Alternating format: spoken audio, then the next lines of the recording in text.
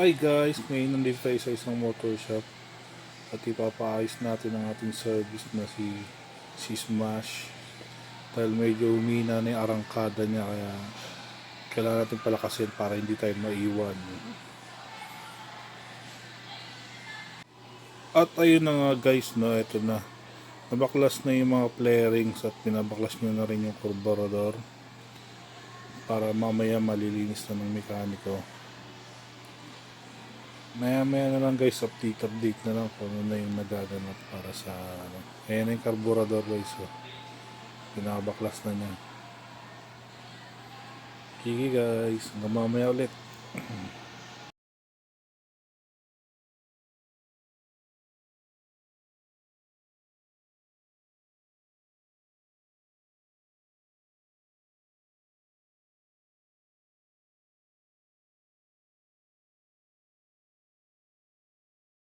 At ayan na guys yung carburetor, oh. Natanggal niya at dilinisin niya na yun mamaya. Kumukuha na lang siya ng gasolina parang panlinis ng carburetor natin. Sige guys, sa 50 ulit.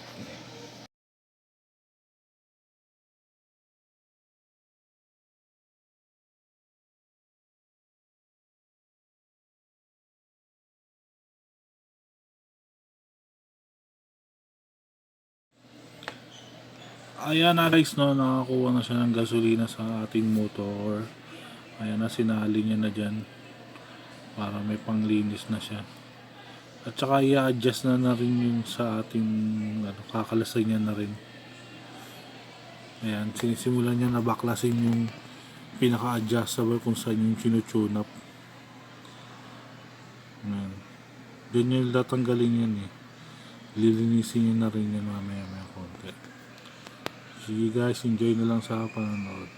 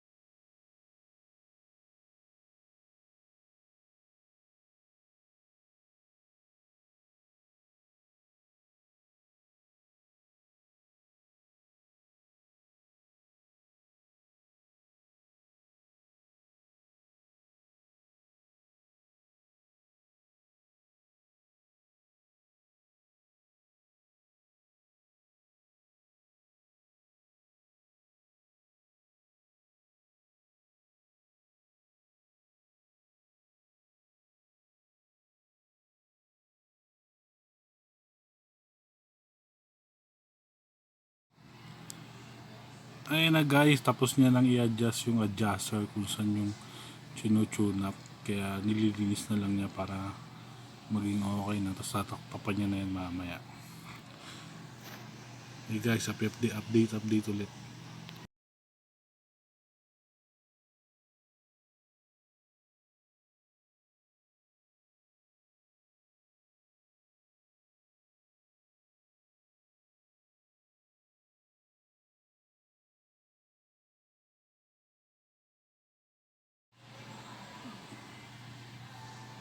Ayun na guys, tapos niya nang nalinis.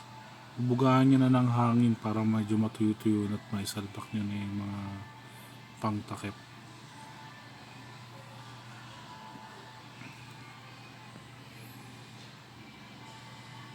Ayan na guys, nilinis niya na yung carburetor, binubuga niya ng hangin para yung mga nakabara-bara pang mga natira-tira matanggal na, para paghagod na natin ng throttle wala nang parang nalulunod na naman yung carburetor natin, swabe na naman yung harap niya.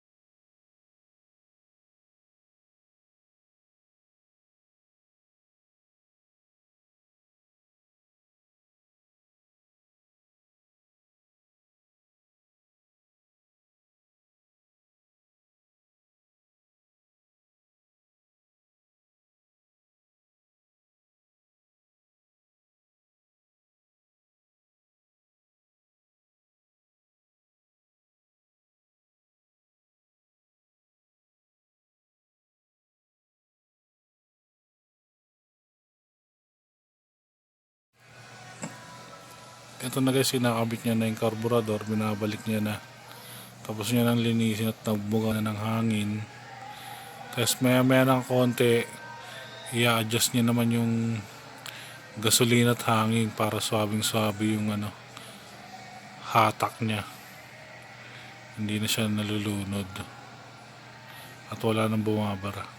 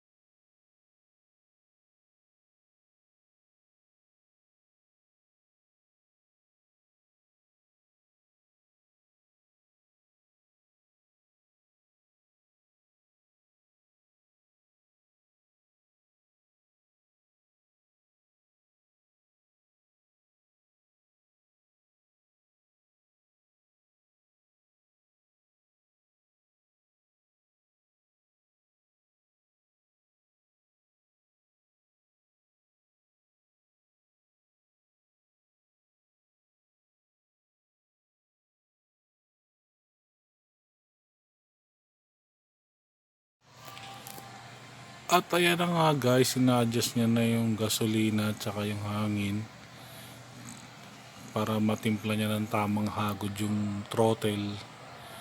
Ayan na. Na-adjust niya na yan para pag medyo maganda na rin yung tunog ng tambucho, yun okay na po yun. Sige guys, medyo malapit-lapit nang matapos.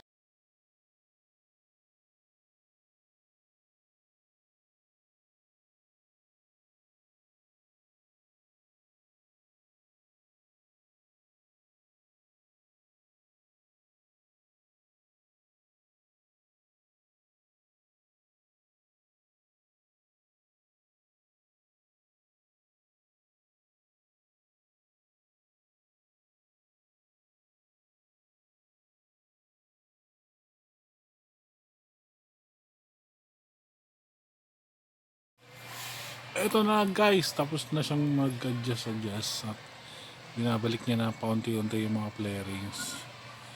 Hanggang dito na lang guys. Salamat po.